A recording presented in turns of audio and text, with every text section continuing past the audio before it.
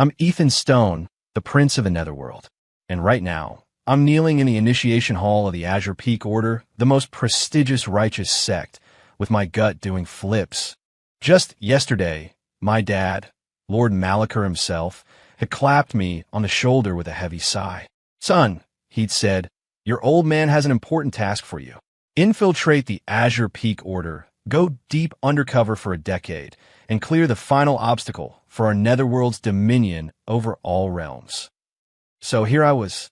In my pocket, I carried my meticulously brewed spirit rod, a potent poison guaranteed to unravel a spirit within 3 steps. I'd successfully passed the ridiculously easy trial of the spirit and had been accepted as Grandmaster Sterling's personal disciple. My plan was simple. Step 1. Find an opportunity tonight to slip this spirit rod into the old man's tea, ensuring he'd drop dead without a sound. With no one at the helm, the righteous path would descend into chaos. But of course, plans rarely survive contact with reality. As night fell, I used the excuse of familiarizing myself with the grounds and stealthily made my way to Grandmaster Sterling's personal retreat in the secluded peaks. The moon was dark, the wind howled, perfect conditions for poisoning.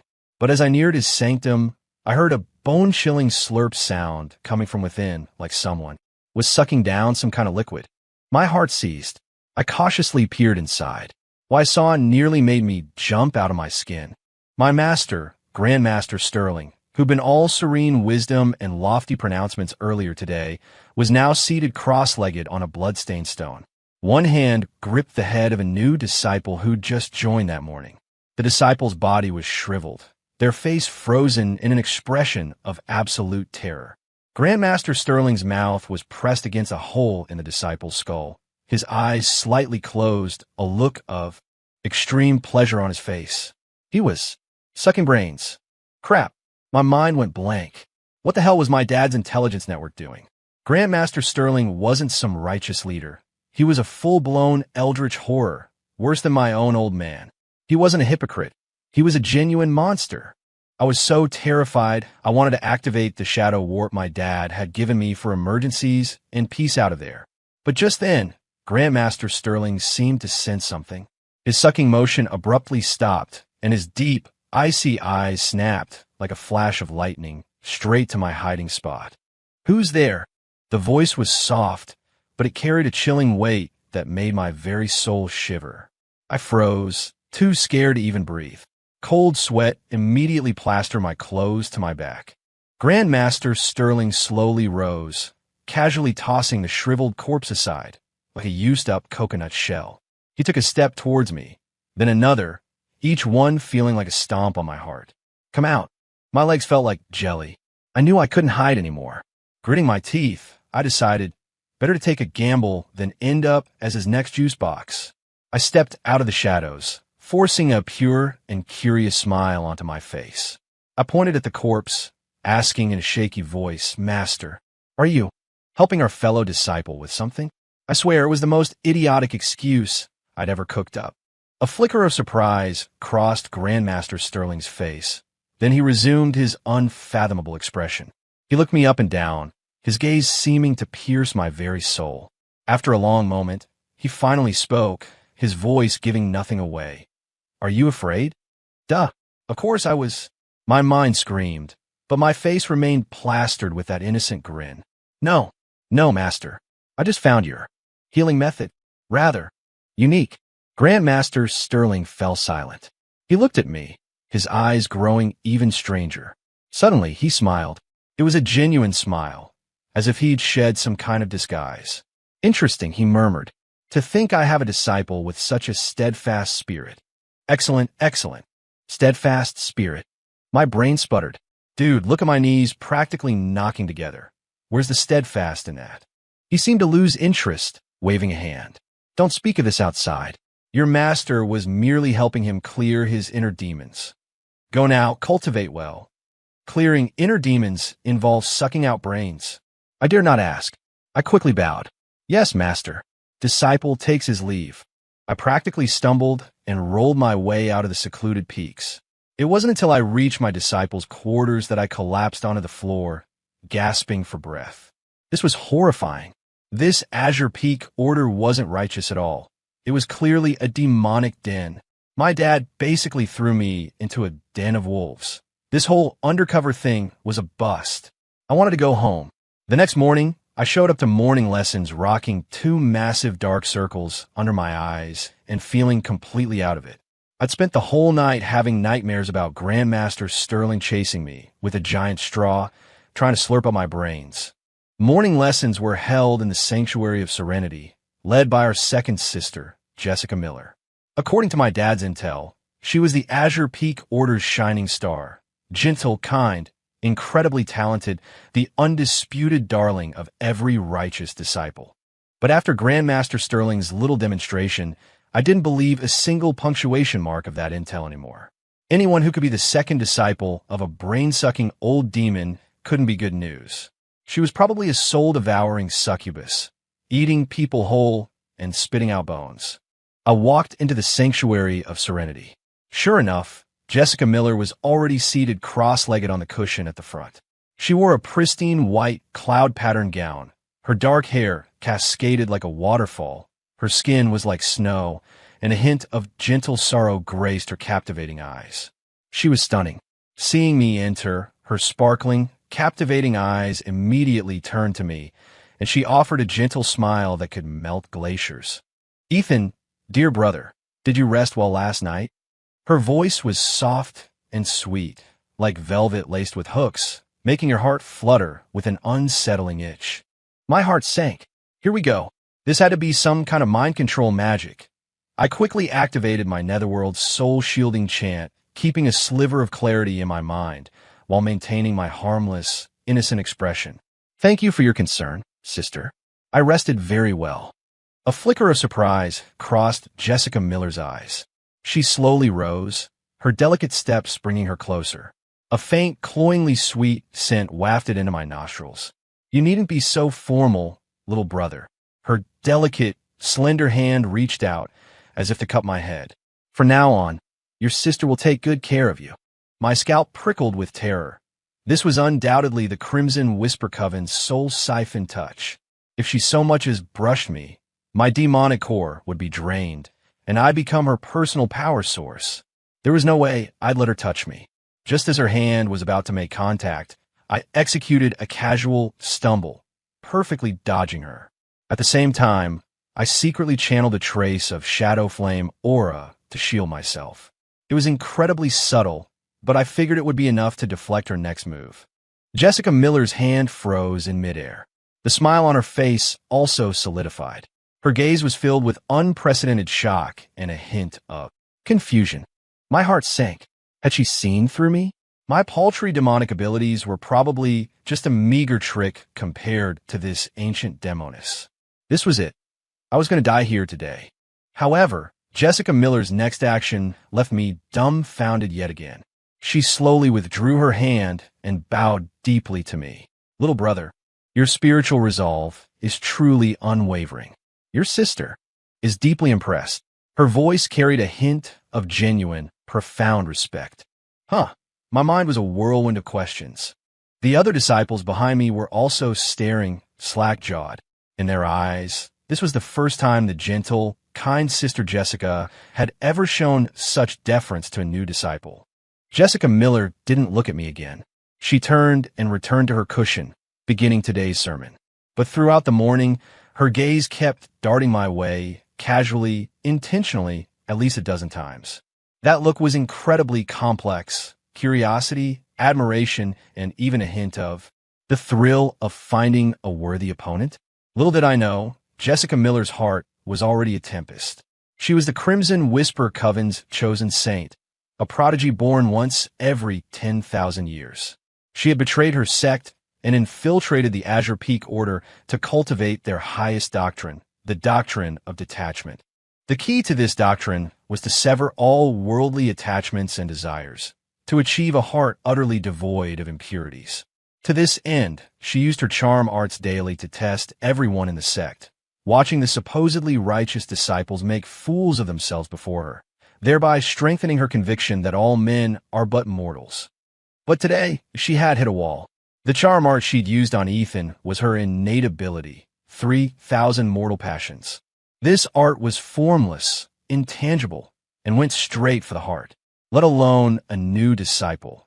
Even the long-renowned elders of the righteous path could never have so nonchalantly dodged it, without even a ripple in their spiritual awareness. And she'd felt an incredibly pure, incredibly cold power within Ethan that had effortlessly neutralized her charm. That was no ordinary righteous disciple's spiritual energy. It was a kind of steadfastness she had never encountered, almost a manifestation of the way itself.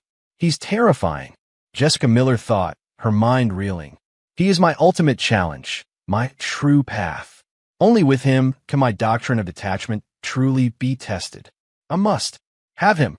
And me, looking at her increasingly fervent gaze, felt my knees weaken. This demoness was definitely plotting the most agonizing way to torture me. My master sucks brains, my sister's a succubus. This entire sect was horrifying. After finally enduring Jessica Miller's morning lesson, I felt like I'd just walked out of purgatory. I decided I wouldn't go anywhere else today. I'd just stay in my quarters and study an advanced version of the Shadow War, hoping to make it back to the netherworld in one go. But before my butt had even warmed the seat, a thunderous knock echoed from my door. "Ethan, little brother, are you in?" A hearty, booming voice called out. My scalp instantly prickled. It was our first brother, Mike Thompson. My dad's intel described Mike Thompson as an orphan grandmaster Sterling had found years ago. Ordinary talent, but genuinely simple-minded, diligent, and the Order's tireless workhorse. Bullshit! If this guy was simple-minded while serving under a brain-sucking master and a crimson whisper-coven demoness, I'd eat my spirit rot right here and now. He was definitely a wolf in sheep's clothing. Who knew what kind of bloodthirsty old demon lurked beneath that honest facade? With a reluctant sigh, I opened the door. Standing there was a hulking brute of a man, built like a brick outhouse. His skin was tanned, and he had an honest, almost goofy smile that spread across his face when he saw me. "Little brother, Master asked me to check on you. Said you just joined and might not be used to things. Come on, Big Brother will take you to the training grounds to familiarize you with our Azure Peak Order's basic sword forms." He said this while throwing an arm around my shoulder and practically dragging me out the door without giving me a chance to refuse. His hand was like a steel vise, packed with explosive power. I swear my bones groaned under his grip. My mind wailed. This wasn't about sword practice. This was about finding a secluded spot to take care of me. He dragged me all the way to the training grounds in the secluded peaks. It was empty, save for massive boulders that were scarred and shattered by sword strikes. "Little brother, watch closely." Mike Thompson released me and walked to the center of the clearing, drawing a colossal black iron greatsword from his back, as exaggerated as his own size. He took a deep breath and began to demonstrate the Azure Peak Order's basic sword form. His movements were broad and sweeping, seemingly unremarkable, even a little clumsy. But I keenly sensed that with every swing, a fiercely dominant, wildly aggressive black energy was uncontrollably leaking out of him. That energy, I knew it too well. It was the purest primal shadow light. Only in the deepest abyssal depths of the netherworld could such terrifying blight be cultivated. Oh my gods! He wasn't even trying to hide it. My face went pale. He was trying to intimidate me. He was telling me not to mess around, or he'd cleave me in two with a single swing. Meanwhile, Mike Thompson himself was so frustrated he felt like spitting blood. He was an ancestor who had slumbered in the abyssal depths for 3,000 years. He had recently awakened, hoping to possess the body of a prodigy to reclaim his peak power. But an accident during the ritual had damaged his soul, forcing him into the body of a simple-minded youth with mediocre talent who'd been knocked out cold at the base of the mountain. Even worse, he'd lost most of his memories. He vaguely remembered being incredibly powerful, but how or with what cultivation methods? All forgotten. He could only follow these Azure Peak Order folks and start cultivating from scratch. But no matter how hard he tried, he couldn't gather what they call divine radiance. Instead, he kept leaking this dark energy that even he couldn't control. This frustrated him endlessly. Today, when he saw Ethan, he felt an immediate kinship for some reason, especially since he sensed a trace of dark energy from me. Something akin to his own, yet 100 times purer, He assumed this new little brother was a rare genius cultivating some special righteous technique, just like him. Little brother, come look. Mike Thompson finished his demonstration, panting as he called out to me. Is there something wrong with my sword form? Why does my energy always feel like it has a mind of its own? He was testing me. He wanted to see what I was made of. Cold sweat streamed down my back, my mind racing. How should I answer? Tell him his demonic energy was leaking? That would blow my cover instantly. A light bulb went off. I remembered an introductory netherworld theory my dad had once taught me. I cleared my throat, adopted a profound air, and slowly began, Brother, the issue isn't with the sword. It's with the heart. The heart. Mike Thompson looked confused. Exactly. I started spouting nonsense. Brother, you possess immense strength, and your sword is fiercely dominant. But our righteous path emphasizes yin and yang balance. You cultivate only the yang, neglecting the yin, so naturally, your energy feels wild and uncontrollable. As they say, solitary yang cannot thrive, solitary yin cannot grow. If, when wielding your sword, you can hold a thought of softness in your heart, perhaps you'll find that balance. This theory, in the netherworld, was used to teach young demons how to better conceal their demonic energy and masquerade as righteous cultivators. I never thought I'd actually use it today. Mike Thompson listened to my words as if struck by lightning, freezing in place. He slowly raised his great sword, muttering, yin and yang balance. Yin and yang balance. I get it. I get it. He suddenly let out a triumphant roar, then resumed swinging his massive sword. This time, his sword form, though still dominant, possessed a subtle, indefinable flexibility to it. And that leaking primal shadow blight? It actually receded back into his body. Mostly, little brother, you're my guiding star. Mike rushed over, giving me a bear hug that nearly knocked the wind out of me. A single word from you is worth 10 years of my own struggle. From now on, you're my sworn brother. I gasped, my eyes rolling back in my head, but my mind was screaming. Great. Another ancient demon, converted by me. My master sucks brains, my sister's a succubus, and my brother's an ancient demon. Besides me, the actual undercover agent, there wasn't a single normal person here. Dad, did you send me here to spy, or to cleanse a den of monsters? Help me. I completely abandoned all thoughts of escape. Are you kidding me? Under the watchful eyes of an ancient, brain-sucking eldritch entity, a seductive enchantress from the Crimson Whisper Coven, and an unfathomable body-snatching ancient demon. With my limited abilities, I probably wouldn't make it to the main gate before being turned into a husk, a cultivation vessel, or a flesh puppet. My only way out was to continue playing the role of this steadfast-spirited, exceptionally gifted righteous prodigy. The better I acted, the longer I'd live. And so, my miserable career of acting began.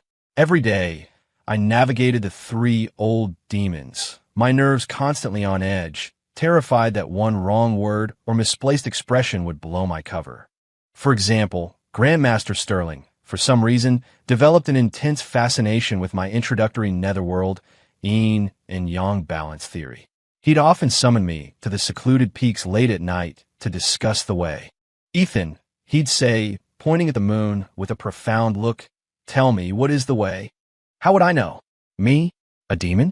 I only knew that the devil gets his due and how to cause mayhem, but I couldn't say that. I had to paraphrase the manual of 1,000 shadows that my dad made me memorize, sugarcoat it with righteous terminology, and then deliver it to him. Master, I believe the way is formless, constant. Good and evil, right and wrong, are but 2 sides of the same coin. Like the moon, it waxes and wanes bright and dark. To cling only to light is to be lost in shadow.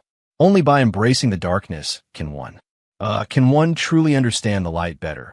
I almost said, only by embracing the darkness can one control the darkness.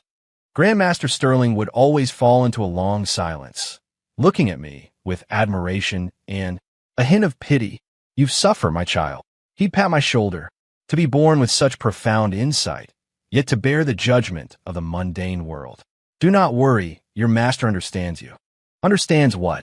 I was practically dying of fright here, and second Sister Jessica Miller gave me even more headaches. She seemed to view me as her final boss on her cultivation path, inventing new ways to test my spiritual resolve every day. One day, she'd send a bowl of lotus seed soup laced with love's entanglement. The next, a piece of intimate inner armor embroidered with passion's lure. Every day, I battled these insidious charm arts, relying solely on my internal shadow flame aura to protect myself, barely managing not to embarrass myself on the spot.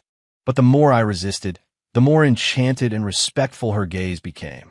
Ethan, little brother, you truly are the only man in this world who can resist my charms. She'd sit on my bed, sighing softly. In front of you, I feel like a shameless demoness. Sister, you are. Please just stay away from me. As for first brother Mike Thompson, ever since my enlightenment, he treated me like his personal guru. He'd bring me every problem he encountered in his cultivation. Little brother, why is it that when I cultivate radiant blade force, I always feel an irresistible urge to cleave the nearest mountain in half? Duh, because you're a destructive demon at heart. I could only continue spouting nonsense. Brother, that's because your strength is too immense, and your sword intent is too scattered. You need an anchor to rein your power. For instance, you could imagine you're not protecting all sentient beings, but rather a small flower by the roadside. All your power is merely to ensure that flower isn't withered by wind and rain. I adapted my dad's techniques for subtly dismantling a person's mind, rather than outright killing them, and taught it to him. As a result, Mike Thompson had another epiphany. He practiced his sword with a single blade of foxtail grass for 3 days and 3 nights. In the end, with his 1,000-pound black iron greatsword, he successfully carved a lifelike skull into the foxtail grass's leaf. Little brother, I did it. I can control my power now. He excitedly hugged me, nearly sending me to the afterlife. I stared at the sinister skull carved into the leaf on the verge of tears. And so, under the care of these 3 old demons, I teetered on the brink of a breakdown every single day. What was even more despairing was that I discovered the 3 of them seemed completely unaware of each other's true identities. In front of me, they all tried their best to act like good people. My master was a benevolent elder to my sister. My sister was a gentle junior to my brother. My brother was a simple-minded disciple to my master. They all genuinely believed the others were truly good. Thus, our small sect formed an incredibly bizarre loop. 3 fake good guys surrounding me, the genuine bad guy, engaged in a daily, frantic acting competition with each other. And I, as the only one in the know, or so I thought, felt like I was living in a horror movie every single day. Sometimes, I even had a strange delusion. Was I the only undercover agent in this Azure Peak order?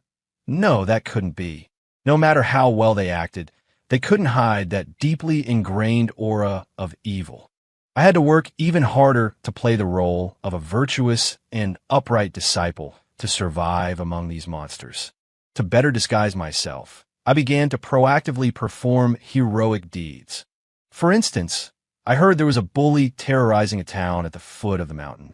I immediately reported it to Master, filled with righteous indignation, saying I wanted to go down and eliminate the menace. My real intention was to find an opportunity to slip away, see if I could find a secret netherworld contact in the human realm, and quickly call for backup to rescue me. Grandmaster Sterling smiled with approval when he heard my request. Good, he said, uttering a single word, then bestowed upon me a priceless sword that could cut through iron like mud. Go. Remember, punishing evil is promoting good. I clutched the sword, my heart pounding. Was he subtly hinting that I should suck the bully's brains too? I cautiously descended the mountain and headed straight for the bully's mansion. My plan was to just break a couple of his legs, steal his money, and then make a run for it. But as soon as I snuck into the bully's courtyard, I realized someone was already there. Under the moonlight, a figure in white, like a phantom, moved silently among the pavilions and courtyards. Everywhere she passed, the ferocious guards quietly collapsed like puppets, a look of blissful infatuation on their faces. It was second sister Jessica Miller. I nearly cried out in alarm. Why was she here too? I hid behind a rockery, not daring to breathe. I watched Jessica Miller drift into the bully's bedroom. Soon, strange, agonizing yet ecstatic screams echoed from within. About a quarter of an hour later, Jessica Miller floated out, a flush of satisfaction on her face, her cultivation seemingly having advanced. After she left, I dared to sneak in and check. The bully, who had been so arrogant and oppressive just moments ago, was now a drooling, cross-eyed idiot, his vitality clearly drained. That was brutal. I gasped, a chill running down my spine. That demoness truly lived up to her reputation. I didn't dare linger and turned to flee, but just as I reached the gate, I bumped into someone else. A hulking brute, carrying a massive black iron greatsword, was huffing and puffing his way in. It was First Brother Mike Thompson. Little brother, what are you doing here?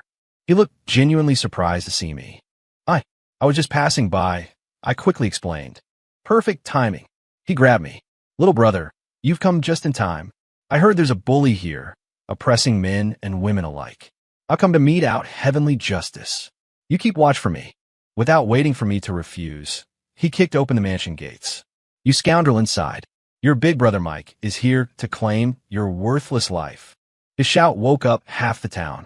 Then he saw the bully, now a drooling idiot. Mike Thompson froze. What happened here? What could I say? I couldn't exactly tell him his sister did it. Could I? I could only steel myself and start making things up again.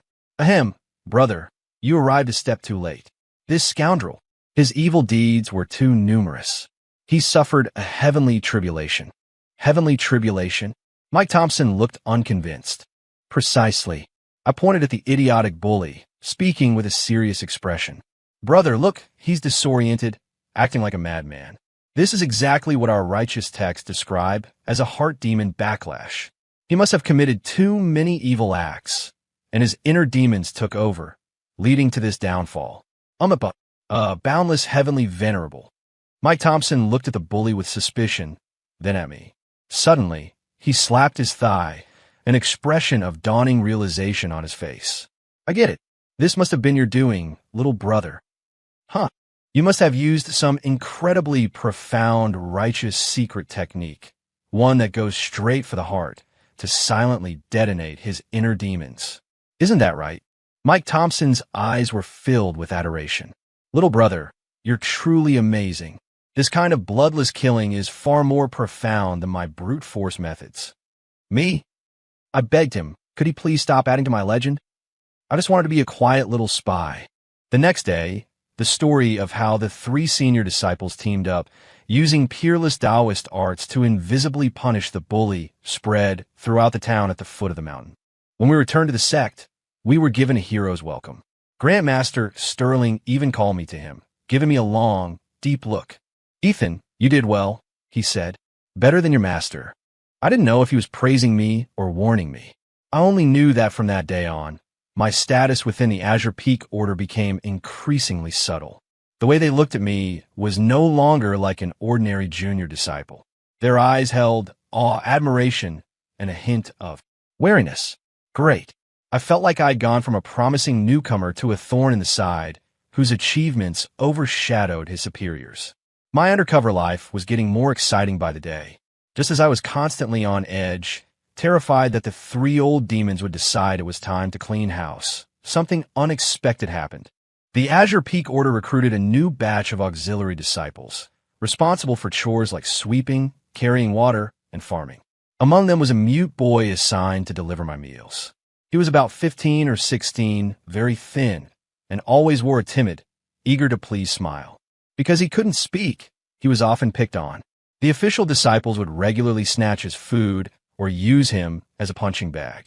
I don't know why, but looking at him, I always remembered how I was mocked by other demon youths in the netherworld when I was young because I couldn't cultivate the highest demonic arts. Perhaps out of a feeling of sheer vulnerability, I always showed him a bit more kindness. I'd share half of the spiked pastries, which I dared not eat, that Jessica Miller sent me. I'd step in when he was being bullied, using my status as the Grandmaster's steadfast-spirited personal disciple to help him out. The mute boy seemed very grateful. Though he couldn't speak, he'd always greet me with a genuine, bright smile whenever he saw me. Then, like he was offering a treasure, he'd pull something out from his tunic for me.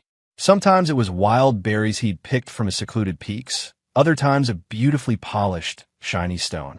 In that sect filled with deception and fear, The mute boy's presence was like a faint yet real ray of light.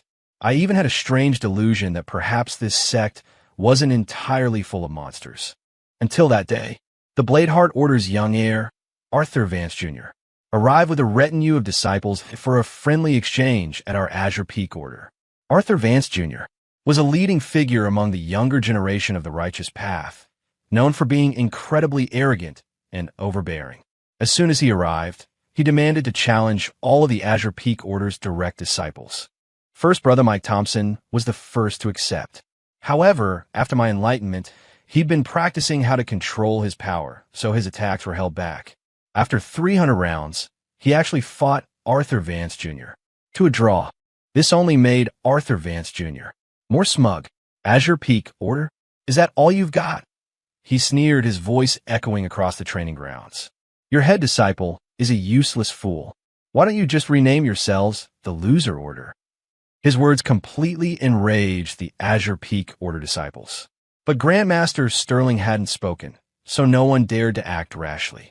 Just then, the mute boy happened to be passing by the training grounds, carrying a basin of water. Arthur Vance Jr. saw him, and a cruel glint flashed in his eyes. Well, look what we have here, a little mute. He pointed at the boy, laughing with his cronies. Tell me, if I cripple him, will these cowards of the Azure Peak Order even dare to make a peep? With a flick of his finger, a sharp wave of sword energy shot towards the mute boy's core. This was a vicious, insidious move, meant to shatter the boy's cultivation and leave him a cripple for life. I was standing not far away. Seeing this, a fuse blew in my brain. It was almost instinctual. Without thinking, I moved. I didn't use any righteous techniques. I used my most practiced art, my dad's personal teaching, the shadow stride. My body flickered, and I appeared in front of the mute boy. At the same time, my internal shadow flame aura erupted from me, raw and unrestrained for the very first time. I extended my hand, and my hand, wreathed in black demonic energy, seized the incoming sword energy. A harsh crack, the sword energy crumbled to dust in my grip. A stunned silence fell over the entire area. Everyone stared at me, dumbfounded, and my unblemished hand, still wreathed in black energy.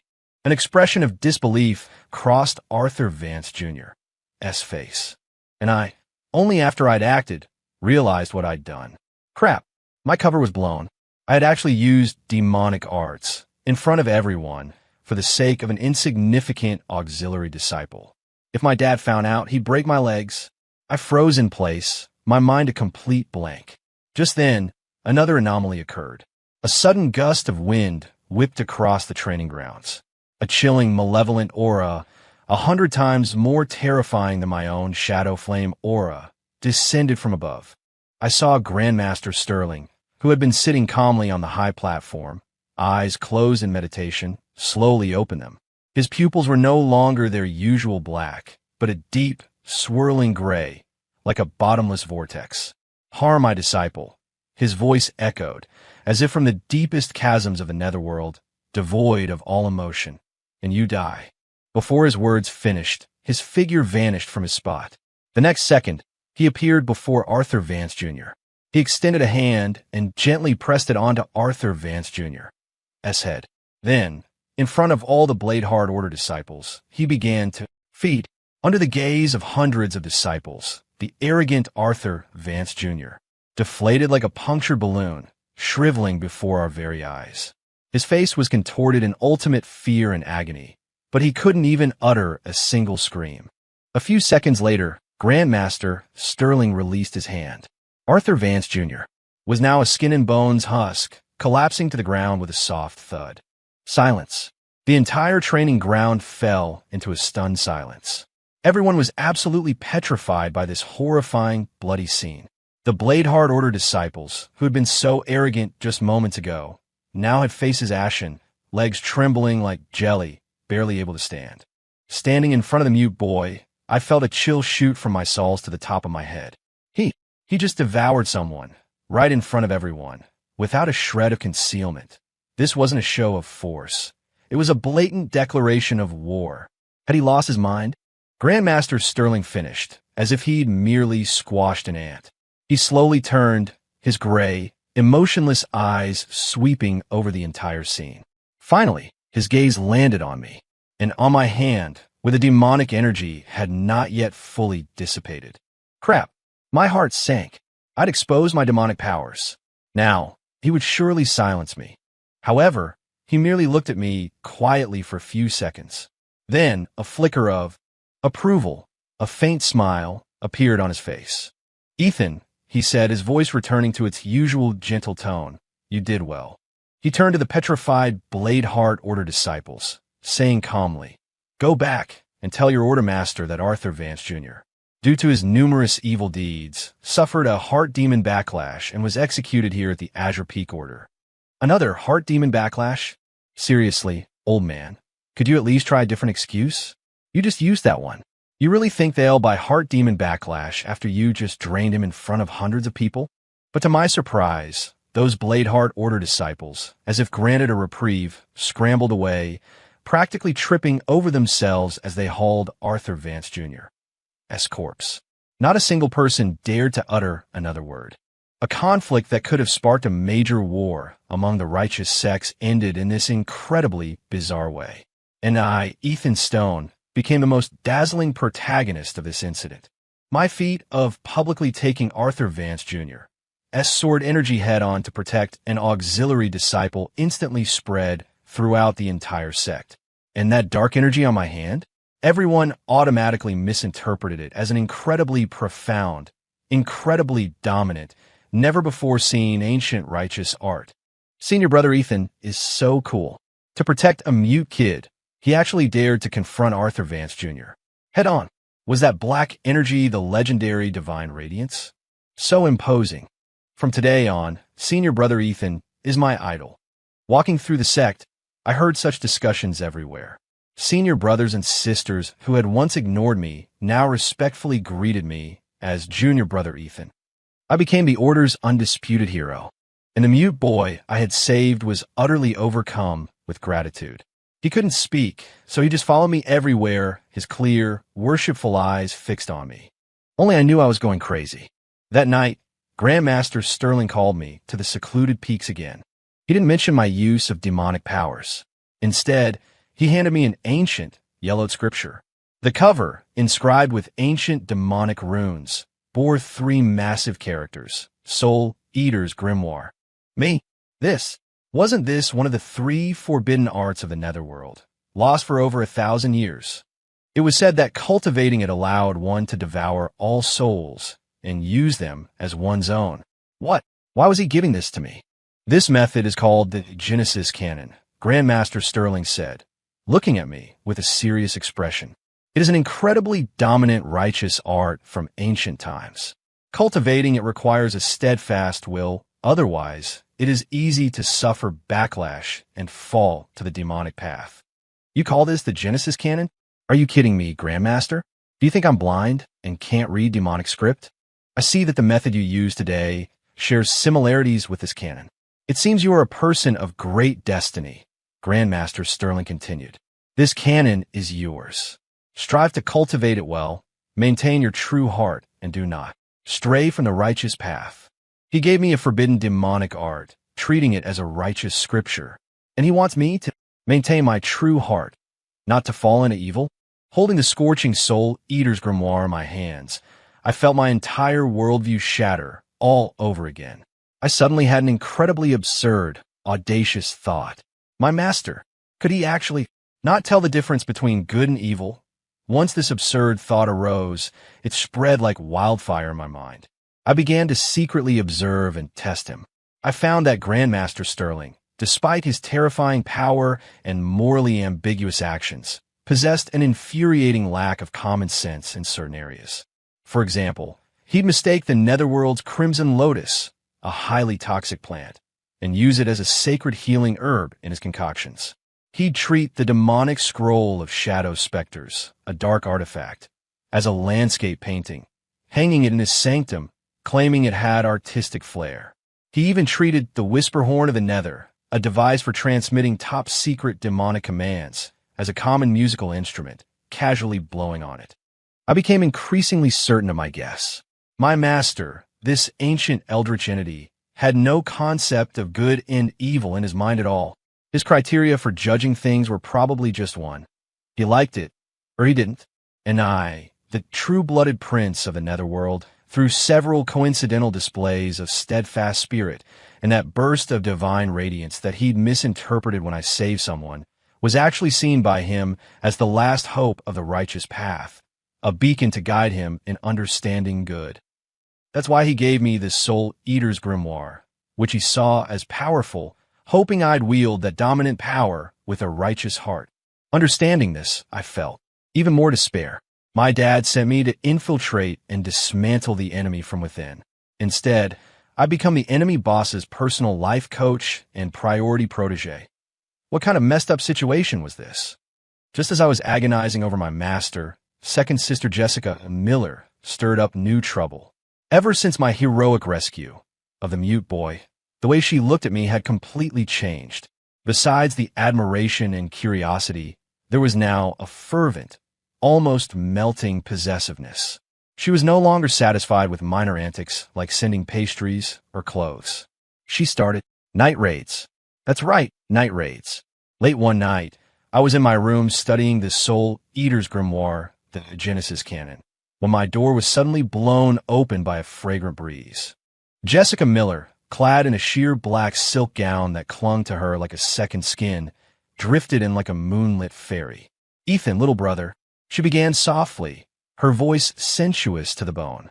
"Long is the night, little brother, and sleep eludes me. Your sister has come to seek guidance on the way. Does discussing the way require dressing like that?" I nearly dropped the scripture in my hand, terrified. I quickly activated my shadow flame aura, wrapping myself tightly, watching her warily. "Sister, visiting so late might be inappropriate. We can talk tomorrow." "Tomorrow?" Jessica Miller covered her mouth, chuckling softly, slowly approaching me. "Your sister can't wait. Little brother, the power you unleashed that day was incredibly pure, and it made your sister's spiritual resolve quite shaken." As she spoke, her black silk gown began to slowly slip. I was about to avert my eyes, but in a flash of inspiration, I shouted, "Sister, wait." Jessica Miller paused, her captivating eyes, like silken threads, fixed on me. "Oh, what wisdom do you have to impart, little brother?" I rummaged through my storage pouch, pulled out a book, and tossed it to her. "Sister, your spiritual resolve is shaken because there are still emotions in your heart. These emotions, as they say, are the greatest obstacle to cultivation." I began to speak utter nonsense with a serious expression. "Here, I have an ancient text from my homeland titled Civic Virtues and Community Ethics. It contains profound truths. If you can grasp even a fraction of it, you will surely sever the ties of emotion and achieve instant enlightenment." I had bought this book on a whim from a street vendor when I went down the mountain, or rather, when I had transmigrated down the mountain, originally intending to use it to learn how to better disguise myself as a human. Jessica Miller cautiously took the strangely titled ancient text. She opened to the first page, where it read, "Uphold justice, practice empathy, value diligence, pursue knowledge." She froze, as if struck by lightning. She stared at the lines of text she had never seen before, yet which seemed to contain some mysterious power, muttering, "Love? Love? But isn't the path one of detachment? Why does this canon speak of love? Could it be that true detachment first requires understanding great love, and then transcending it?" She seemed to enter a profound state of enlightenment. I see. I've been cultivating it all wrong. I only understood the small love of the self, not the great love of all. Ethan, my little brother, thank you for your profound guidance." She clutched the Civic Virtues book, bowed deeply to me, and then, like a gust of wind, floated away, leaving me alone, utterly bewildered. I think I just enlightened another one. Great. I felt like I wasn't here to be an undercover agent. I was here to save all sentient beings. I was becoming the Azure Peak Order's beacon of righteousness. Just as I was gradually adapting to this new identity of beacon of righteousness and starting to consider whether I should just abandon the netherworld and stay here as a venerated leader, a top secret dispatch from the netherworld shattered all peace. The message was from my dad, Lord Malachur, sent via the highest level Shadow Raven dispatch. The contents of the letter made my heart turn to ice. My son, Ethan, may this letter find you well. Your father, 2 days ago, battled the foremost expert of the righteous path, Sword Saint Arthur Vance, in the Shadowfell Chasm. Alas, I was wounded by his path of unfeeling blade, my demonic heart damaged, and my time is short. My dad, critically wounded? I continued reading. The Azure Peak Order is the leader of the righteous path. Old Man Sterling's power is unfathomable. Now that your father is gravely wounded and the Netherworld is weakened, the Righteous Alliance will surely seize the opportunity. There is only one way to save our Netherworld from this peril. In the secluded peaks of the Azure Peak Order, beneath the Abyss Tower, lies sealed the ancient demonic artifact, the Void-Forged Armor. This armor is the supreme treasure of our demon race, and only those of our royal bloodline can wield it. You must find every possible way to steal the Void-Forged Armor and teleport it back to our realm within a month. This is crucial for the survival of our Netherworld. My son, I implore you, consider the greater good. At the end of the letter, there was a line written in blood. If the task proves too dangerous, save yourself. Your father, farewell. I held the letter, my hands trembling like leaves. The information dump was massive. My dad, the invincible Lord Malachur in my eyes, was actually critically wounded and practically on his last breath by someone called Sword Saint Arthur Vance. And the hope for our Netherworld survival was sealed right here in my undercover sect, which was full of villains. And he wanted me to steal it. Are you kidding me? Steal something from the Abyss Tower? Forget me, even if my dad showed up, Grandmaster Sterling would just swat him down and suck out his brains. This mission was a suicide mission. For the first time, I felt true despair. On one side, my critically endangered homeland that raised me. On the other, 3 unfathomable old demons who could end me at any moment. What was I supposed to do? For the next few days, I lost my appetite and couldn't sleep. Several times, I almost thought about just biting the bullet and revealing my identity to my master, who couldn't differentiate between good and evil. Maybe if he was happy, he'd think our Netherworld was unique and just hand over the Void-Forged Armor, but that thought was quickly squashed. The risk was too great. What if he was just putting on an act? What if he actually knew everything and was just playing with me? Just as I was so torn I felt like I was going insane, things took another unexpected turn. The annual Grand Summit of Orders was about to begin. The Grand Summit of Orders was where the 7 strongest righteous sects sent their most outstanding disciples to exchange pointers. Basically, a martial arts tournament. And this year, it was being held right here at our Azure Peak Order. To welcome the other 6 sects, the entire order became a hive of activity. And I, Ethan Stone, as the now renowned beacon of righteousness under the Grandmaster's tutelage, was naturally entrusted with important responsibilities. Grandmaster Sterling called me to him. Ethan, for this Grand Summit, your master hopes you will represent our Azure Peak Order and compete. Me? You want me to fight those righteous prodigies? Wouldn't all my moves just scream demonic arts? My cover would be blown on the spot. Master, my cultivation is still shallow. I fear I cannot bear such a heavy responsibility. I quickly declined. No matter, Grandmaster Sterling said, looking at me with absolute trust. Your master believes in you. Though your cultivation method is dominant, if your heart holds righteous thoughts, then it is a righteous method. Go, let them see what true Tao truly is. He gave me no chance to refuse. Even worse, he gave me a new task. During this summit, elders from all sects will be present. The order will be bustling, and defenses will be stretched thin. Your master needs you to guard the Abyss Tower. My heart skipped a beat when I heard those 3 words. He wants me to guard the Abyss Tower? I looked into Grandmaster Sterling's deep eyes, which seemed to perceive everything, and a chill rose from the depths of my soul. Did he know something? I ultimately bit the bullet and accepted the task of guarding the Abyss Tower. For me, this was both a godsend and a viper's nest. The Abyss Tower was located deep within the forbidden grounds of the Azure Peak Order. 9 stories high, it was entirely black, radiating a chilling, ancient, and malevolent aura. It was said to seal all the demons and monsters that the Azure Peak Order had subdued since ancient times. My dad's void-forged armor should be sealed on the lowest level. Clutching the token Grandmaster Sterling had given me, I entered the forbidden grounds. Along the way, I could feel countless powerful divine senses sweeping over my body from the shadows. These were the elders and arrays guarding the forbidden grounds. But with Grandmaster Sterling's token, I passed unhindered and arrived at the foot of the Abyss Tower. The one guarding the place was a white-haired, seemingly senile old man sweeping the path. But the moment I saw him, my pupils contracted sharply. This old man had no trace of life force on him. He wasn't alive. He was a puppet, controlled by supreme magic. My heart reeled in shock. To refine a cultivator of at least the Grand Ascension stage into a gate-guarding puppet, just how terrifying were my master's methods. The old man merely raised his eyelids mechanically when he saw me, then ignored me. I walked to the tower door, took a deep breath, and pushed open the heavy stone door. Inside the tower, cold winds howled and ghosts wailed. Countless imprisoned demonic entities shrieked and roared in the darkness. For an ordinary righteous disciple, just this aura alone would be enough to make them lose their minds and fall to madness. But I was the prince of the netherworld. This aura, to me, was simply too familiar.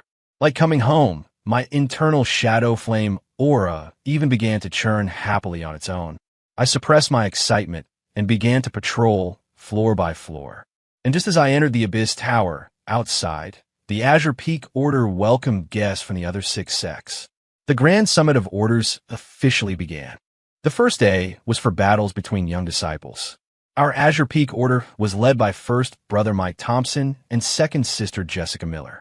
Mike Thompson, after my enlightenment, was now able to initially control the primal shadow blight within him. When he went on stage, he no longer sought broad, sweeping attacks. Instead, he emulated me, practicing his sword towards a potted flower. His opponent, a burly man wielding twin blades, thought this was an insult. He roared and charged forward. But Mike Thompson simply touched his blade with the tip of his sword. The burly man, along with his blades, disintegrated into dust. The entire audience gasped. Mike Thompson scratched his head, grinning guilelessly. Oops, didn't control it well. And Jessica Miller was even more exaggerated. Her opponent was a stoic, ice-cold pretty boy known for his blade heart clarity. She went on stage and did nothing but pull out the civic virtues and community ethics book I'd given her. Then she began to recite, uphold justice, practice empathy, value diligence, pursue knowledge. Her ethereal, melodious voice, combined with those words filled with profound truths, created an incredibly bizarre yet irresistible ethereal aura of insight. As the Bladeheart Paladin listened, the icy coldness on his face melted. Tears streamed down. He dropped his sword, and right there, he achieved enlightenment, sitting cross-legged to reflect on his life. Jessica Miller won without a fight. The Azure Peak Order won 2 consecutive matches, stunning the entire audience. The righteous elders who had come to observe exchanged glances, seeing deep shock in each other's eyes. When did this Azure Peak Order produce such prodigies? The big man's method, seemingly clumsy, is actually a return to primordial simplicity, and the scriptures the woman recites, though unheard of, contain universal truths. Terrifying, the Azure Peak Order is unfathomable. And while the sect rejoiced over my senior brother and sister's brilliant performances, I, Ethan Stone, was encountering monumental trouble on the 9th floor of the Abyss Tower. As I patrolled to the 9th floor, I suddenly noticed that one of the seals on an ancient array was loosening. An incredibly powerful, evil energy I had never encountered was wildly leaking from the cracks in the array. The moment I approached, that power shook me, sending me stumbling back. Just then, an old, seductive voice directly sounded in my mind. Hey, such pure demonic energy. Little one, you're of a netherworld royal bloodline, aren't you? My heart reeled in shock. This tower holds an ancient monster who can instantly see through my identity. Who are you? I asked warily. I am General Kalen, the first war master of the abyssal depths, the voice declared arrogantly. 10,000 years ago, that old fool, Sterling, ambushed and sealed me here. Little one, if you release me, I shall help you. Unify the three realms. What say you? Me? I felt like I had just poked a hornet's nest. Of course, I couldn't release this first War Master Kalen. Are you kidding me? This old monster had been imprisoned by my master for 10,000 years. If I released him, the first thing he'd do is seek trouble with the Azure Peak Order. And then I, the guard, would be the first to suffer. Senior, please remain at ease, I said, casually cupping my hands towards the array. This junior has other matters to attend to. I'll be taking my leave. Wait, the voice calling itself Kalen urgently shouted. Little one, don't leave. I sense the aura of the void-forged armor on you. You're looking for it, aren't you? I paused. I can help you. Kalen continued to tempt. That demonic armor is secured with celestial chains in the abyssal maw at the tower's bottom by Sterling. Without my Void Sunder incantation, even if your dad showed up, he wouldn't be able to open it. If you agree to cooperate with me, I'll not only teach you the incantation, but I'll also impart all my lifelong knowledge to you. This offer was undeniably enticing. But was I Ethan Stone, the kind of demon to be so easily tempted? Yes. How do we cooperate? I shamelessly felt a stir. It's simple, Kalen chuckled. You merely need, during your time guarding here, to drip a trace of your royal blood into the cracks of this array daily. My demonic soul, suppressed for 10,000 years, is already severely weakened. Your royal blood is a great tonic. It will help me recover quickly. Once I regain 30% of my power, I can break through this damned seal. Then, with our combined efforts, success will be ours. This plan seemed perfect. I pretended to agree to him, then exited the Abyss Tower. The moment I stepped out of the tower, I felt something was off. I just had a feeling there was something fishy about this. How could someone as powerful as my master let the Abyss Tower seal loosen? And it just happened to be when I was guarding it? And it just happened to have an old demon inside who could help me get the void-forged armor. It was all too convenient. So convenient it felt like a trap specifically laid for me. The more I thought about it, the more my skin crawled. No, I couldn't do as Kalen said. I had to find another way. And just as I was frantically worrying about the void-forged armor, the grand summit of orders outside reached its most crucial moment. After several days of competitions, only two people remained to contend for the title of Grand Summit Champion. One was our Azure Peak Order's second sister, Jessica Miller. Relying on her Civic Virtues book, she had enlightened her opponents all the way, without a single loss, becoming the biggest dark horse of this year's summit.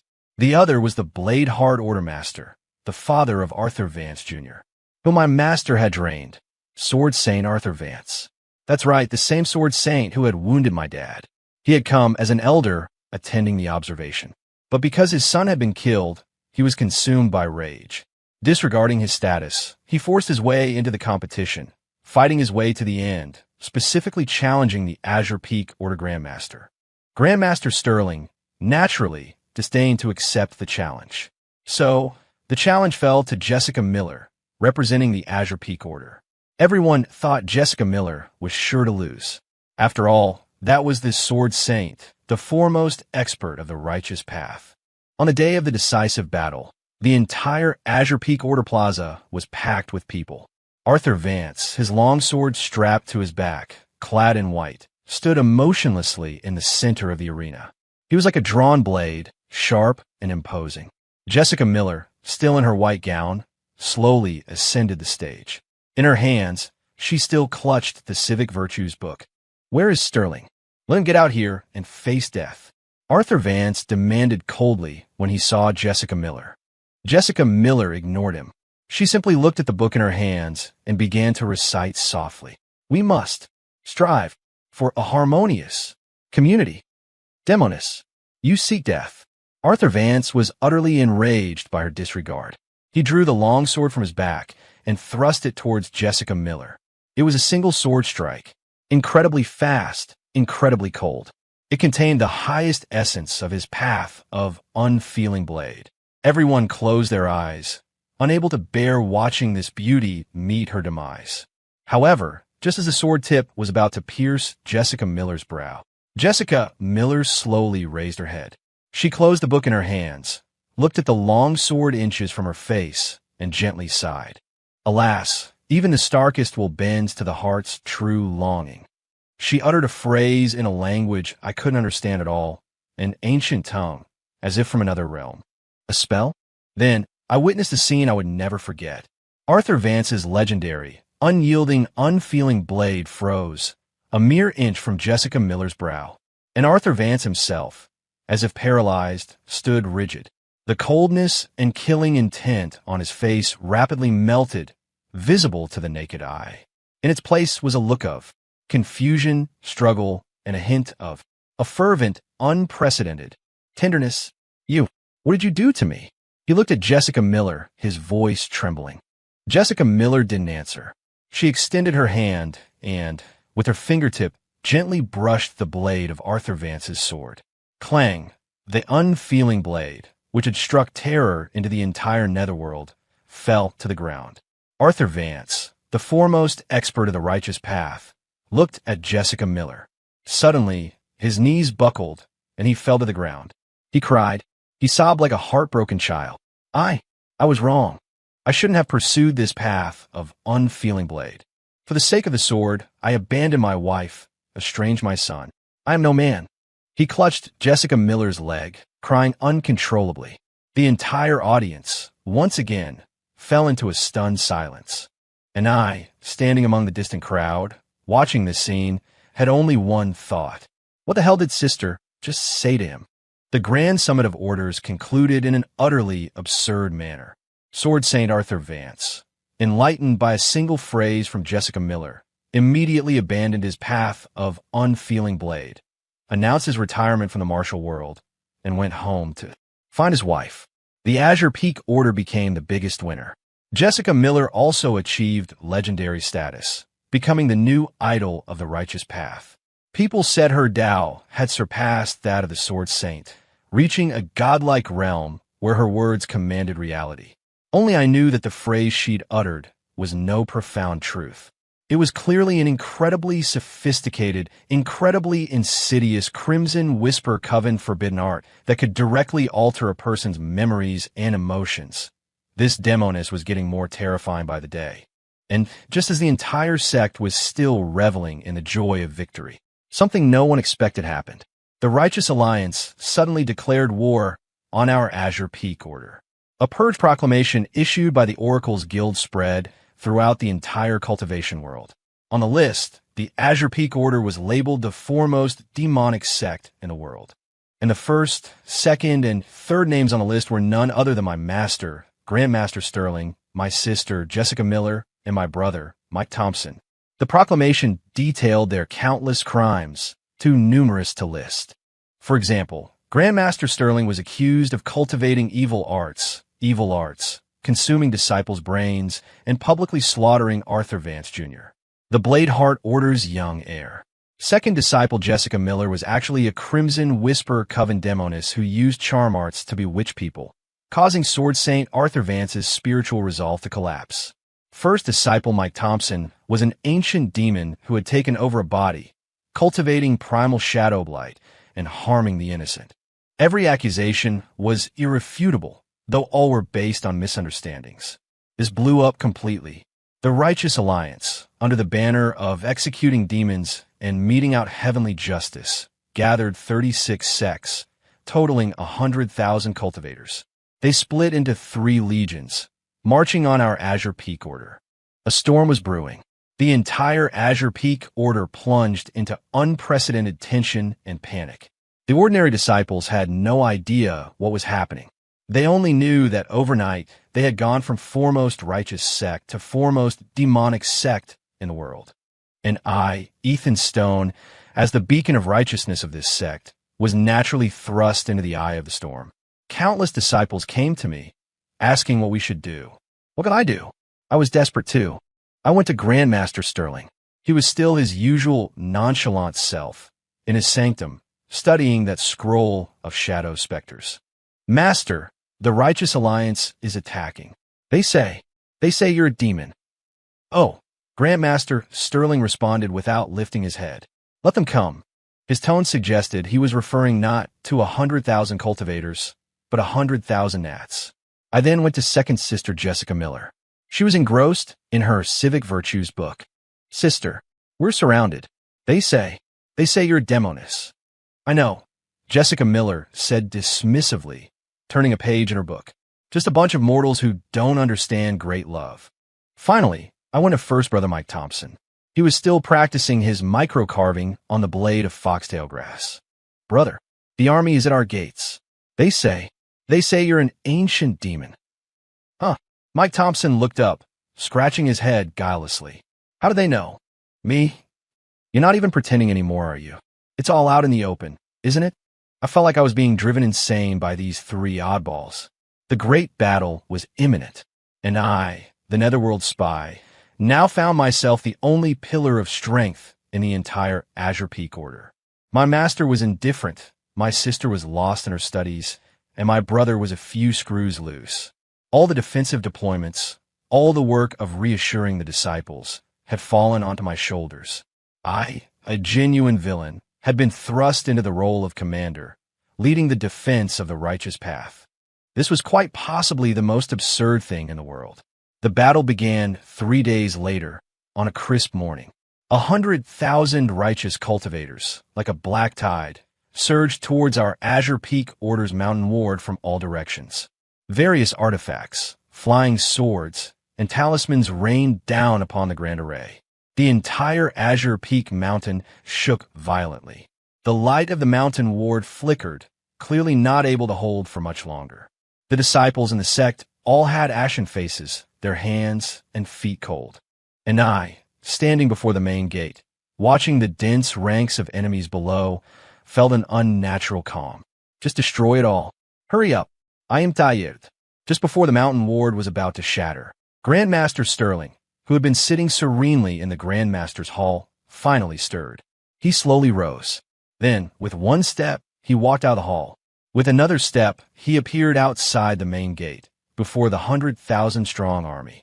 He was still in his simple Taoist robe, white-haired, with a detached, otherworldly air. A mere nuisance. He looked at the 100,000 cultivators below and softly uttered 3 words. Then he raised his hand, a very ordinary hand, and then he gently pressed it down. There was no earth-shattering roar, no world-destroying light, nothing. But the 100,000 righteous cultivators below, along with the very ground beneath their feet, everything within a 100-mile radius, in that instant, silently became nothingness, like a drawing erased from a canvas.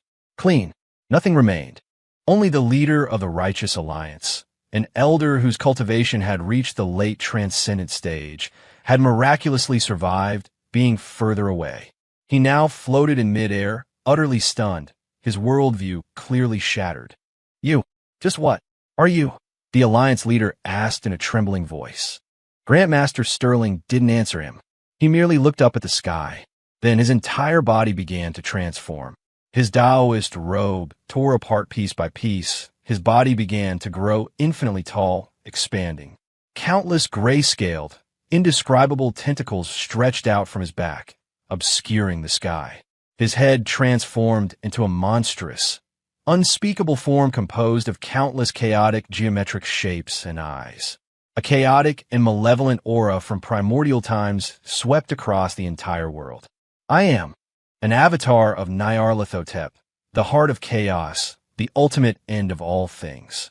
A grand, cold voice, not of this world, resonated deep within everyone's souls. The Righteous Alliance leader didn't even have time to scream. His body and soul, under the impact of this aura, completely disintegrated and vanished. I stood on the main gate, staring blankly at my Cthulhu-esque master. I think I just pledged allegiance to something quite formidable. Just then, below the mountain, in the cleared expanse of nothingness, 2 more figures suddenly appeared. One was my second sister, Jessica Miller. She was no longer in her pure guise. She wore a revealing purple palace gown, and the vermilion mark between her brows had become a seductive crimson whisper coven flower.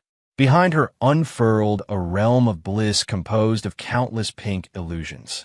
All who saw this realm would instantly fall into it, unable to escape. The other was my first brother, Mike Thompson. He was no longer simple-minded either. His body swelled to 100 feet tall, covered in black bone spurs, with a green face, fangs, and 3 heads and 6 arms. In his hands, he wielded a massive battle axe forged from endless primal shadow blight. Roar! He let out a sky-shaking roar, and the entire world trembled under his demonic might. I looked at my master, who had revealed his true form as an eldritch god, my sister, who had become a demoness, and my brother, who had transformed into a giant demon. My mind completely blanked. I thought what would follow would be an earth-shattering internal conflict. After all, an eldritch god, a demoness, and a giant demon, they didn't seem to belong to the same faction at all. However, the scene I envisioned didn't occur. After revealing their true forms, the 3 of them looked at each other, and from each other's eyes, they saw a hint of confusion. Seize. Sister. First brother Mike Thompson's 100-foot-tall, demonic body still emitted his guileless voice. You, how could you, brother? Second sister Jessica Miller was also stunned. She pointed at Mike Thompson, then at the indescribable master in the sky. And master, what is going on? Above, the massive eldritch god, composed of countless tentacles and eyes, also spoke with Grandmaster Sterling's voice, albeit with a grand echo. Jessica, Mike, you. The 3 of them stared at each other, clearly bewildered by each other's reveal. They seemed to genuinely have no idea of each other's true identities. They actually believed the others were good people. Was there anything more absurd in this world? Just as the 3 of them fell into an eerie silence, and the atmosphere grew increasingly awkward, a faint voice came from the main gate. All eyes, including those of the giant eldritch god in the sky, turned in unison to me. I stood on the main gate, facing the gazes of the 3 big shots, feeling immense pressure. I knew. Now it was my turn. I looked at my master, who had become Cthulhu, my sister, who had become a demoness, and my brother, who had become a giant demon. Silently, I pulled out a black, 9-dragon carved token from my tunic, representing the highest authority in the netherworld. I cleared my throat, and with the greatest courage of my life, tentatively asked, excuse me, I'm an undercover agent from the netherworld.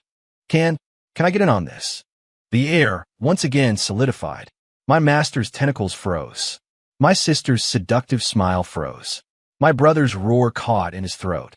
The 3 of them stared intently at me and the genuine Netherlord seal in my hand with an incredibly complex, indescribable gaze, like they were looking at a rare animal.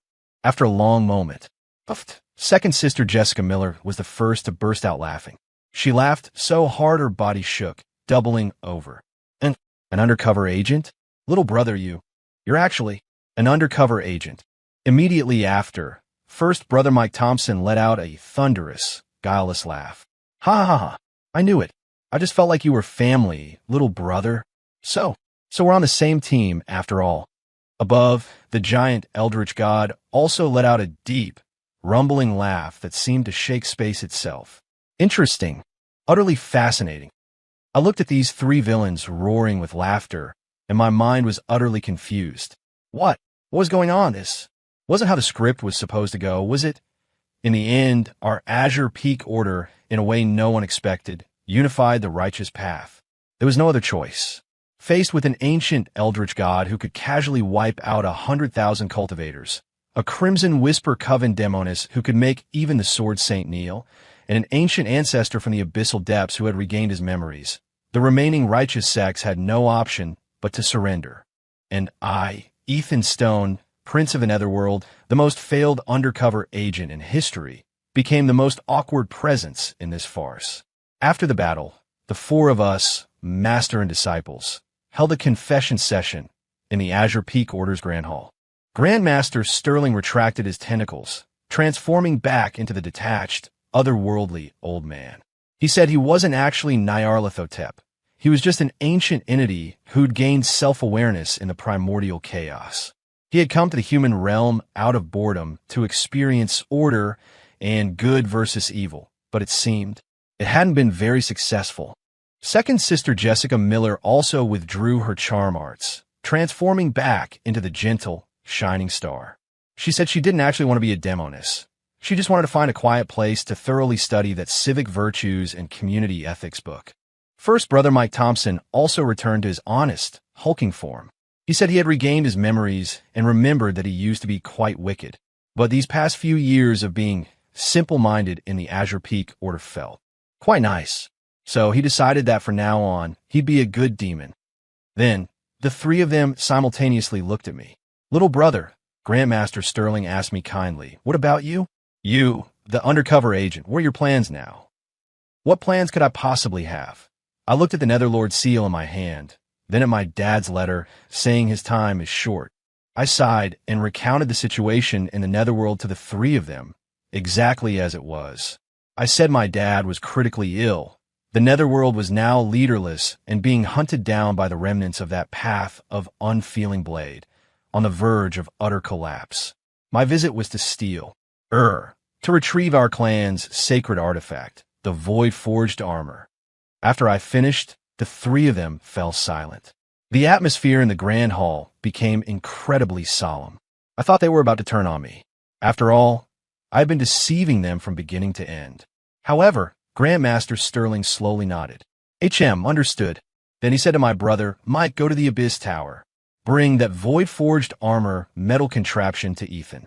And while you're at it, release that fellow called Kalen and have him serve as Ethan's bodyguard. He then said to my sister, Jessica, go deal with all the remnants of that Arthur Vance. Tell them, they're cluttering the scenery. Finally, he looked at me, a gentle smile on his face. Ethan, your master has decided. From today on, our Azure Peak Order will officially be renamed the Netherworld Expeditionary Force, Human Realm Liaison Office. And you will be our Chief Liaison Officer. We'll help you conquer the world. Me? I opened my mouth, but not a single word came out. 2 weeks later, the Netherworld. Ethan Stone, clad in the ridiculously cool void-forged armor, with the respectful bodyguard General Kalen by my side, and behind me, the righteous cultivator army that had unified the righteous path, led by my master, sister, and brother. We stood at the city gates. My dad, clinging to life on the city wall, beaten to within an inch of his life, saw me return with such a royal army and burst into tears of joy. My son has finally grown up. To think he actually managed to turn the entire righteous path. And looking at these three pillars of righteousness who looked more like villains than I did, and then at the cheering Netherworld citizens below who thought they had welcomed their savior, I quietly sighed. I knew my undercover life, perhaps, had only just begun. Only this time, it seemed I was undercover for my own family and